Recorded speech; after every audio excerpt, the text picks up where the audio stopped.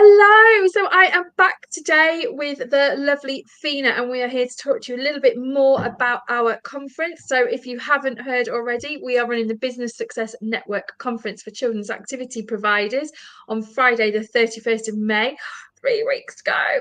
And that will be at Villa Park between 9 a.m. and 5 p.m. We have got 12 amazing speakers lined up for you. We said we were going to do 10. We've managed to sneak a couple of extra guest speakers in there, which I'm really excited about. And on top of that, we have got a fantastic exhibition space with some really brilliant businesses exhibiting. And the lovely Phina, that way, I can't work it out, it's mirroring. there. This is where you see how thick I really am. There we go. The lovely Phina from A-Counting Genies is going to be one of our exhibitors. So lovely to have you with us, Phina. Actually, you're just down the road from me, aren't you? Yeah. But we're still on a Zoom. So Phina, like I said, runs A-Counting Genies. I have been working with Phina for probably 2 years, maybe 3 I think now. Yeah, it's a good 2 years, I think. Yeah, definitely. Phina has track of really time. helped me actually.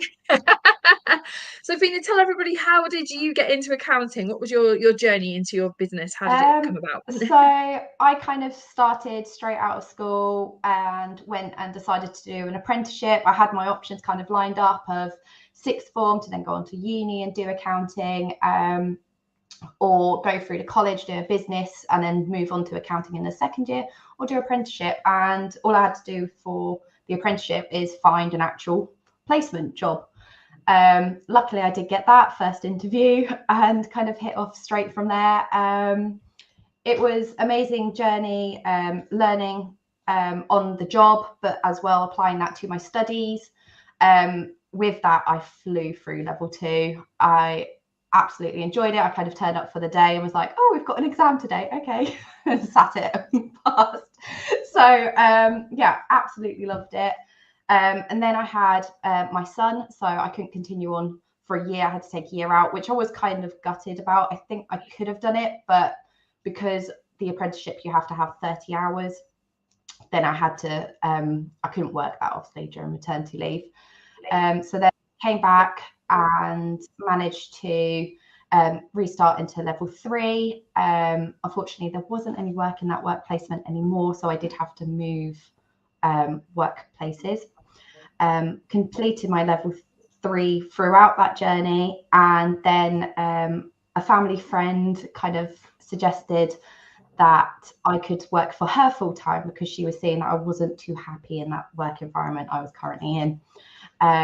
So we made the jump, and I continued my level 4 studies at West Suffolk College, which is both local to us, and completed my level 4 studies there too. After a year of working with her, she had various kind of health issues going on with her son, and just decided to take a step back and wind her company down. In doing so, then she was like, well, would you like to have the clients you're account manager of? Now, I was 21 at this time.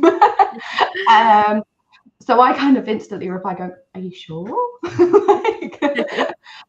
And to be honest, I had been handling those clients by myself for the last 2 months up to that. So although I didn't feel ready, I was kind of ready. So I started trading April 2020, which was right when we started lockdown. Just as the lockdown hit. Some challenges, but we overcame them, and now I have 4 years later, I have a team of 5 of us in total, and we have up to 85 clients. So we're growing. Wow. Really over the years. Offering a range of services. But that's my kind of journey in itself. It was a bit of a challenging time, but took the opportunities that came my way. Thrown into self-employment. Wasn't my choice, but looking back, I would not have it any other way. I absolutely love the way that things are going at the moment. So really. Yeah, no, your business is flying, and I'm going to sneak some awards in because I keep sneaking the conference stuff into Stacey's awards talk. So we'll repay the repay the favour. So you were a finalist last year. You were through to the finals this year as well of the awards, aren't you? And also a sponsor as well, category sponsor, which is fab. So I'm looking forward to that as well. Sponsoring also. Yeah. Yeah. So we've pulled you well and truly into the business success network. Yeah, no, it's such a lovely network. I really do enjoy it. So wherever I can help out and then enjoy the moments, then I like to take part in it. And we actually met through networking as well. It wasn't through this networking, but again, through the networking, that's how we met and built our business relationship. So it just goes to show that networking does work, and it is a really good way of building your business. So back to the conference.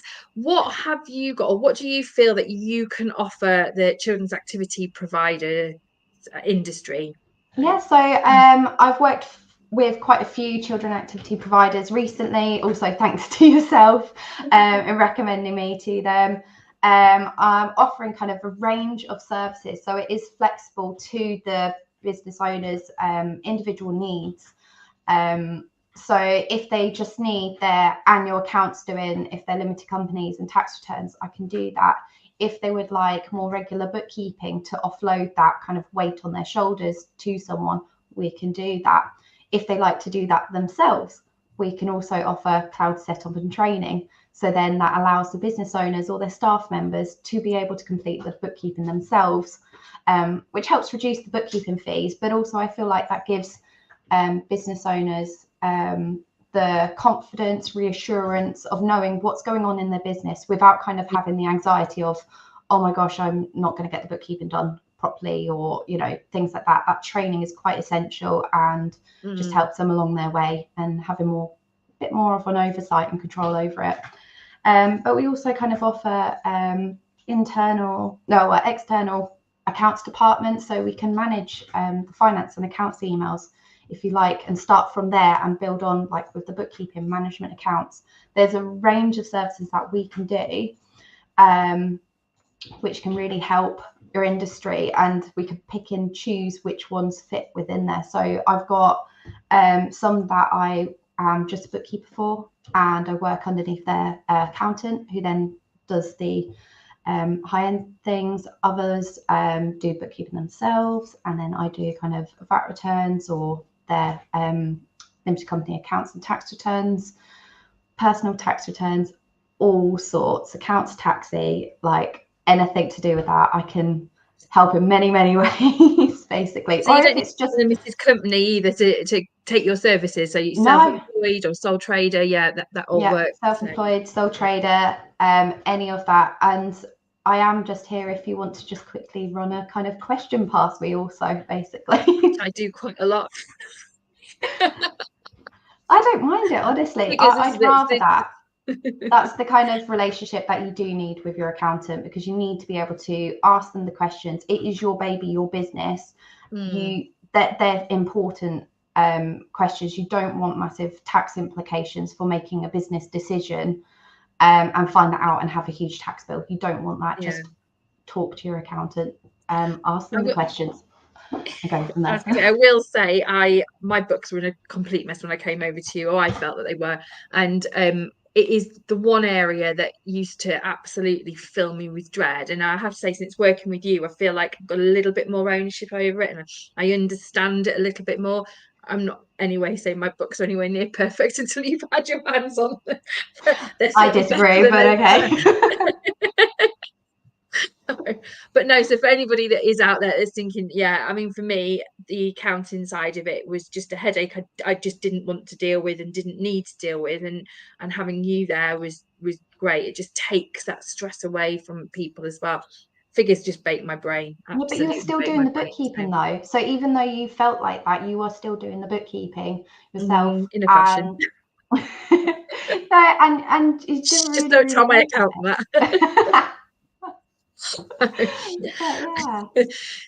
So I'm really looking forward to you coming over to the conference. What are you looking forward to most about the conference, do you think? So I've never been an exhibitor before, so I am quite anxious and nervous about it, but equally I am very excited. I think it's kind of, I love meeting new people, even though that sounds weird with anxiety, but I do. I love hearing everyone's businesses, how they're going, how they got there, what their future's looking like. It really gives me a warm kind of fuzzy feeling. So I love that environment as it is. And I've been introduced to the industry. I quite like the industry. There's some quirky bits about it too. So I'm also equally looking forward to like learning things to do with the industry, and with the all different speakers that you've got going on too. I know it won't apply directly to my business because it's going to be more children activity providers based, but I think that will then give me a deeper understanding of the industry, and then I kind of like seeing the figures applied to the cogs behind the business, if that makes sense. So all of it, like the way that you market, things like that, I love. Like, I can see the marketing value of cost of advertising, but you know, how does that actually portray in the business? I love those bits, not just the figures. So I'm really looking forward to all of that. And I think actually the speakers as well. So Stacey and I were talking about this yesterday. Yes, you know, obviously we are primarily marketing this to children's activity providers, but a lot of the skills that they're going to be teaching are going to be transferable across businesses anyway. You know, so and things like the health and well-being, communication and management, that all that side of things, you can take those bits away and put them into your own business. So hopefully you'll take something from that as a growth perspective as well, which will be, not that you can grow anymore, I don't think. Put it on hold last year, didn't I? I was like, no more recommendations, Rachel. You keep saying that, stop. No, I'll always recommend you. Can always I know, you're my business. cheerleader. we try our best. So I've forgotten what I was going to say. Gone totally. This is what happens. Dear me. So if you didn't know already, we will be at Villa Park on Friday the 31st of May. I will drop the ticket link in the comments below, but Phina, just before we go and I'll let you get back, tell us where we can find you. Where do you hang out on social media? So I'm on Facebook, Instagram and LinkedIn, and we also have a website, although I am best contactable personally through my WhatsApp or my emails. But if you like to see, we like to put a lot of knowledge out there, and they'll be posted on Facebook, LinkedIn and Instagram. So our Facebook is a.counting.genie.limited, and then the Insta is a_counting_genie_LTD. For that one, but they're all kind of, if you just type in A-Counting Genie, then we come up. And I'll drop your tags in the comments below when I share this video as well, so people can get in touch with you.